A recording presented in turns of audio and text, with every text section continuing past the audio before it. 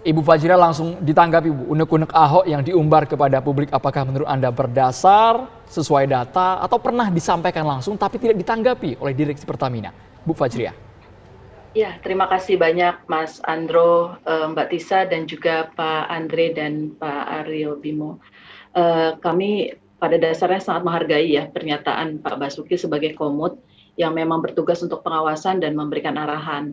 Sebagai komisaris utama, pastinya masukan yang telah disampaikan beliau, baik melalui rapat-rapat rutin setiap minggunya maupun channel komunikasi lainnya.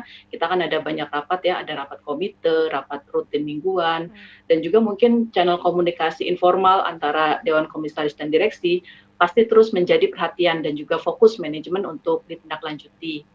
Untuk hal ini, apa yang menjadi concern dari Pak Basuki sebenarnya sejalan dengan restrukturisasi Pertamina yang sedang dijalankan direksi. Saat ini direksi sedang melakukan banyak sekali pembenahan ya untuk menjadikan Pertamina ini menjadi lebih cepat, lebih adaptif, lebih kompetitif. Ya. Bu, ini bisa Tadi juga sudah disampaikan oleh oleh Pak Andre bahwa upaya Pertamina ini kan sudah ada ya. Melalui penerapan ISO, anti penyuapan, kemudian juga kerjasama dengan PPATK, dengan institusi penegak hukum, ya, pendampingan dengan KPK dan sebagainya. Ini adalah upaya manajemen ataupun direksi Pertamina untuk bisa membuat Pertamina lebih transparan dan juga lebih profesional. Oke. Saya kira seperti itu. Bu Fajria, ini berartinya membenarkan apa yang disampaikan oleh Bang Andre tadi bahwa memang ada pencapaian-pencapaian yang diperoleh oleh Pertamina. Tapi di sisi lain, apakah juga pihak internal Pertamina sendiri sepakat menerima kritikan yang disampaikan oleh Ahok di dalam kanal YouTube-nya, Bu?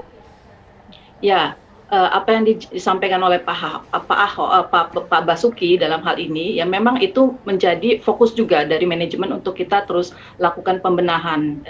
Kemudian channel-channel komunikasi dan juga koordinasi pasti selalu disampaikan oleh direksi ya. Pada dasarnya adalah direksi dan Dewan Komisaris ini on the same boat. Saya lihatnya seperti itu ya. Kita sama-sama berharap Pertamina ini ke depannya bisa mewujudkan aspirasi stakeholders dengan tata kelola yang lebih baik. Kita pengen Pertamina terus tumbuh, jadi kebanggaan nasional dan sebagainya.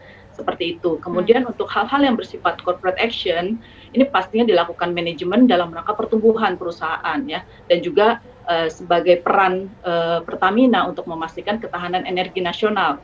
Ini pasti dilakukan dengan cara yang seksama gitu ya, mempertimbangkan internal resources, kemudian juga dilakukan secara prudent.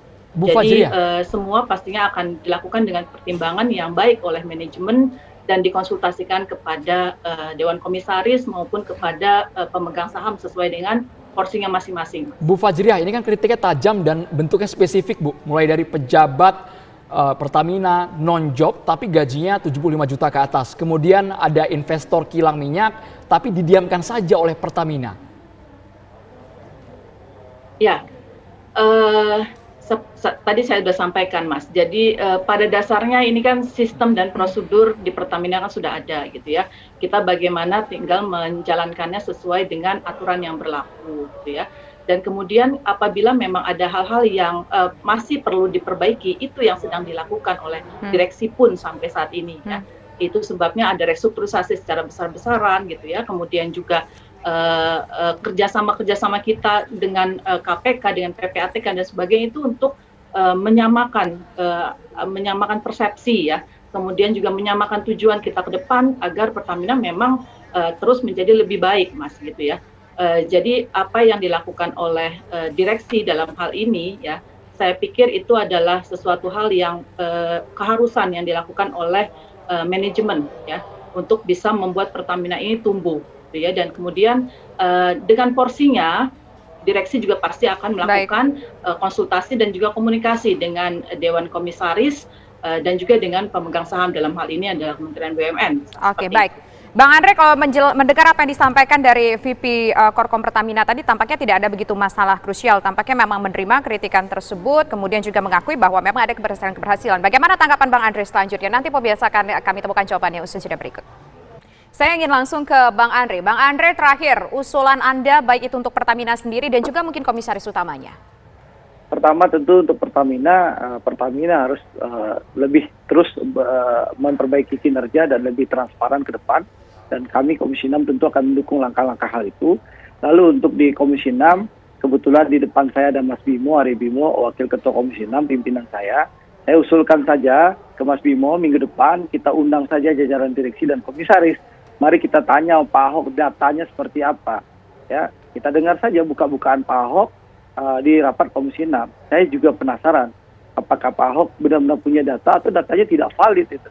Seperti yang diungkapkan di channel YouTube itu. Jadi kita selesaikan secara konstitusional, secara formal. Ya, Komisi 6 saya usulkan kepada pimpinan saya Mas Bimo untuk mengundang direksi dan juga komisaris Pertamina. Biar ini clear supaya kita kasih masukan juga Pak Ahok. Mas Arya Bima. Supaya menjaga etika dalam korporasi. Mas Arya Bima tetap dipertahankan atau diganti Mas Arya Bima? Saya tidak pada wilayah itu karena itu memang mempunyai batasan terkait dengan fungsi DPR.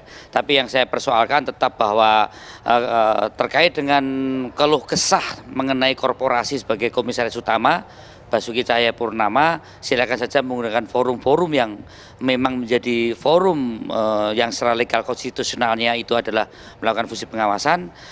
Untuk cara-cara dengan menggunakan ruang publik seperti YouTube, saya kira itu menyalahi etika sebagai pejabat publik dan saya tidak habis pikir kalau seluruh jajaran komisaris BUMN ini menggunakan cara semacam itu, saya kira akan menjadi satu kegaduhan yang luar biasa dan tidak efektif buat pembenahan satu korporasi. Mengenai substansinya yang disampaikan Ahok, saya kira forum yang tepat silahkan kalau kesah itu disampaikan dalam RUPS atau rapat-rapat antara komisaris jajaran direksi. Saya kira itu untuk Komisi 6, apakah akan memanggil komisaris utama dan jajaran direksi, saya kira akan kita bicarakan di rapat internal Komisi 6 sesuai dengan usulan Andre Rosiade tadi. Saya kira itu. Terima kasih. Baik, terima kasih Mas Arya Bima dan terima kasih juga Bang Andre Rosiade atas waktu bersama kami. Terima kasih juga Ibu Fajria selaku VP Korkom Pertamina. Dan pemirsa, sejumlah informasi penting lainnya masih akan kami hadirkan usai jeda berikut. Tetaplah bersama kami di Kabar Petang.